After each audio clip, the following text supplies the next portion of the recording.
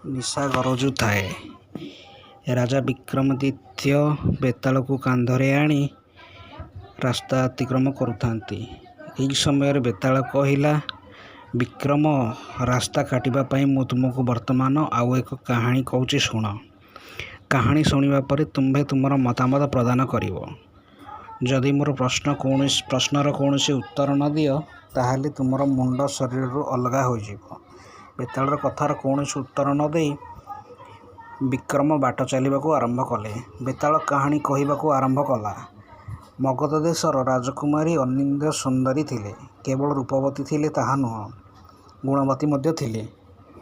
ରାଜକୁମାରୀ ବିବାହଯୋଗ୍ୟ ହେବା ପରେ ତାଙ୍କୁ ବିବାହ କରିବା ପାଇଁ ଗୋଟିଏ ପରେ ଗୋଟିଏ ପ୍ରସ୍ତାବ ଆସିଲା। କିନ୍ତୁ ରାଜକୁମାରୀ ସମସ୍ତ ପ୍ରସ୍ତାବକୁ ପ୍ରତ୍ୟାଖ୍ୟାନ କରୁଥିଲେ। ସମୟ ପରେ ସମୟ ଗଡ଼ି ଚାଲିଲା। ରାଜକୁମାରୀଙ୍କର ଏହିପରି ଗୋଟିଏ ପରେ ଗୋଟିଏ ପ୍ରସ୍ତାବ ପ୍ରତ୍ୟାଖ୍ୟାନ ଦେଖି ରାଜମାତା ମଧ୍ୟ ବ୍ୟସ୍ତବିବ୍ରତ ହୋଇପଡ଼ିଲେ।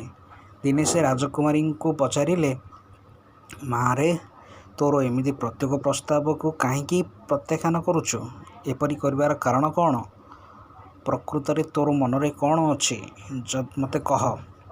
ମାତାଙ୍କ କଥା ଶୁଣି ରାଜକୁମାରୀ କହିଲେ, ପ୍ରକୃତରେ ମା, ମୋତେ ସେମାନେ କେହି ଯୋଗ୍ୟ ଲାଗୁନାହାନ୍ତି। ରାଜକୁମାରୀଙ୍କ କଥା ଶୁଣି ମା କହିଲେ, ତୋର କହିବା ଅନୁସାରେ ଯୋଗ୍ୟତା କାହାକୁ କୁହାଯାଏ? ରାଜକୁମାରୀ କହିଲେ, ଯୋଗ୍ୟତା କହିଲେ ମୁଁ ବୁଝେ ଯିଏ ଶକ୍ତିଶାଳୀ, ଏହିପରିକି ନିଜ ପତ୍ନୀର ସୁରକ୍ଷା ପାଇଁ ସମର୍ଥ ହୋଇଥିବ। ମୁଁ ସେହିପରି ଏକ ବ୍ୟକ୍ତିକୁ ବିବାହ କରିବାକୁ ଚାହେଁ। ରାଜମାତା କହିଲେ, ଏହି ରାଜକୁମାରମାନେ ତ ଏକକୁ ଆରେକ। ତୁମେ ଏମାନଙ୍କୁ ପ୍ରଥମେ ପରୀକ୍ଷା କର। ଯିଏ ତୁମ ମନକୁ ଆସିବେ, ଆମେ ତା ସହିତ ତୁମର ବିବାହ କରାଇଦେବୁ। ରାଜମାତାଙ୍କ କଥାରେ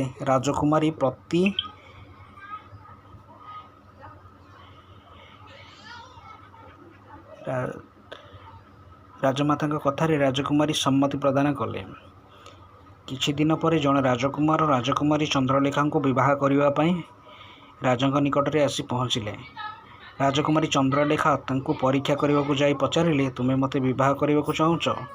ରାଜକୁମାର କହିଲେ, ମୁଁ ଏକ ତ୍ରିକାଳଦର୍ଶୀ। ମୁଁ ସମସ୍ତଙ୍କର ଅତୀତ, ବର୍ତ୍ତମାନ, ଭବିଷ୍ୟତ ବିଷୟରେ କହିଦେଇପାରିବି। ରାଜକୁମାରଙ୍କର କଥା ଶୁଣି ରାଜକୁମାରୀ ତାଙ୍କୁ ଅତିଥି ଗୃହରେ ରହିବା ପାଇଁ କହିଲେ ଏବଂ ବିବାହ ସମ୍ପର୍କରେ ଚିନ୍ତା କରି କହିବେ ବୋଲି କହିଲେ।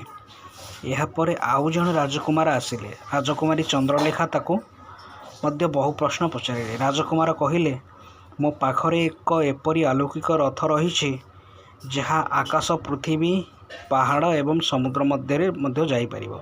ରଥର ଗତିକୁ କାହା ସହିତ ତୁଳନା କରାଯାଇପାରିବ ନାହିଁ। ରାଜକୁମାରୀ ତାକୁ ମଧ୍ୟ ଅତିଥି ଗୃହରେ ରହିବା ପାଇଁ କହିଲେ। ଏହାପରେ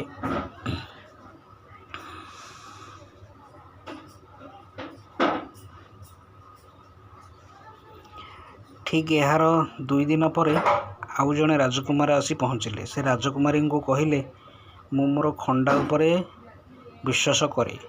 ମୁଁ ଯାହା ସହିତ ଯୁଦ୍ଧ ଆରମ୍ଭ କରେ, ତାକୁ ମାରିକରି ଛାଡ଼େ। ରାଜକୁମାରଙ୍କର କଥା ଶୁଣିବା ପରେ ରାଜକୁମାରୀ ତାଙ୍କୁ ମଧ୍ୟ ଅତିଥି ଗୃହରେ ରହିବା ପାଇଁ କହିଲେ। ଶୀଘ୍ର ନିର୍ଣ୍ଣୟ କରିବାର ସମୟ ଆସିଲା। ସେ ନିର୍ଦ୍ଦିଷ୍ଟ ଦିନଯାକ ରାଜକୁମାର ଦରବାରରେ ଆସି ଉପସ୍ଥିତ ହେଲେ। ଏହି ସମୟରେ ହଠାତ୍ ଜଣେ ପରିଚାରିକା ଆସି ରାଜାଙ୍କୁ କହିଲା, ମହାରାଜ, ରାଜକୁମାରୀ ତାଙ୍କ କକ୍ଷରେ ନାହାନ୍ତି। ପରିଚାରିକାର କଥା ଶୁଣି ସମସ୍ତେ ହତବାକ୍ ହୋଇପଡ଼ିଲେ। ରାଜାଙ୍କର ସମସ୍ତ କର୍ମଚାରୀ ଚାରିଆଡ଼େ ଖୋଜାଖୋଜିରେ ଲାଗିପଡ଼ିଲେ, ହେଲେ କେଉଁଠାରେ ମଧ୍ୟ ରାଜକୁମାରୀଙ୍କର ପତ୍ତା ମିଳିଲା ନାହିଁ। ଏହାପରେ ରାଜମାତା ପ୍ରଥମ ରାଜକୁମାରଙ୍କୁ କହିଲେ, ତୁମେ ତ ତ୍ରିକାଳଦର୍ଶୀ, ତାହେଲେ ତୁମେ ତ ଗଣନା କରି ରାଜକୁମାରୀ ବର୍ତ୍ତମାନ କେଉଁଠାରେ ଅଛନ୍ତି କହିପାରିବ? ରାଜମାତାଙ୍କର କଥା ଶୁଣି ରାଜକୁମାର ସଙ୍ଗେ ସଙ୍ଗେ ଗଣନା ଆରମ୍ଭ କରିଦେଲେ। ସେହି ପ୍ରଥମ ରାଜକୁମାରଙ୍କର ନାମ ବୀରେନ୍ଦ୍ର ଥିଲା। ସେ ଗଣନା କରି କହିଲେ, ରାଜକୁମାରୀଙ୍କୁ ଏକ ରାକ୍ଷସ ତାର ମାୟାଜାଲରେ ବାନ୍ଧି ନେଇଯାଇଛି। ରାକ୍ଷସ ରାଜକୁମାରୀଙ୍କୁ ଆରାବଳୀ ପର୍ବତମାଳା ମଧ୍ୟରେ ଥିବା ଗୁମ୍ଫା ମଧ୍ୟରେ ରଖିଛି। ଏପରିକି ରାଜକୁମାର ବୀରେନ୍ଦ୍ର ମଧ୍ୟ ଗୁମ୍ଫା ନିକଟକୁ ଯିବାର ରାସ୍ତା କହିଦେଲେ। ଏହାପରେ ଦ୍ୱିତୀୟ ରାଜକୁମାର ଉଦୟଭୀର ତାଙ୍କର ଅଲୌକିକ ରଥ ମାଧ୍ୟମରେ ରାକ୍ଷସର ଗୁମ୍ଫା ନିକଟରେ ଯାଇ ପହଞ୍ଚିଗଲେ। ରାକ୍ଷସ ରଥ ଉପରେ 3 ଜଣ ରାଜକୁମାରଙ୍କୁ ଦେଖି ସେମାନଙ୍କ ସହିତ ଯୁଦ୍ଧ କରିବାକୁ ଆଗେଇ ଆସିଲା। ରାକ୍ଷସକୁ ସାମ୍ନାରେ ଦେଖିବା ମାତ୍ରେ ନିଶା ଗରଜୁଥାଏ। ରାଜା ବିକ୍ରମାଦିତ୍ୟ ବେତାଳକୁ କାନ୍ଧରେ ଆଣି ରାସ୍ତା ଅତିକ୍ରମ କରୁଥାନ୍ତି। ଏହି ସମୟରେ ବେତାଳ କହିଲା, ବିକ୍ରମ, ରାସ୍ତା କାଟିବା ପାଇଁ ମୁଁ ତୁମକୁ ବର୍ତ୍ତମାନ ଆଉ ଏକ କାହାଣୀ କହୁଛି, ଶୁଣ। କାହାଣୀ ଶୁଣିବା ପରେ ତୁମ୍ଭେ ତୁମର ମତାମତ ପ୍ରଦାନ କରିବ। ଯଦି ମୋର ପ୍ରଶ୍ନର କୌଣସି ଉତ୍ତର ନ ଦିଅ, ତାହେଲେ ତୁମର ମୁଣ୍ଡ ଶରୀରରୁ ଅଲଗା ହୋଇଯିବ। ବେତାଳର କଥାର କୌଣସି ଉତ୍ତର ନ ଦେଇ ବିକ୍ରମ ବାଟ ଚାଲିବାକୁ ଆରମ୍ଭ କଲେ। ବେତାଳ କାହାଣୀ କହିବାକୁ ଆରମ୍ଭ କଲା।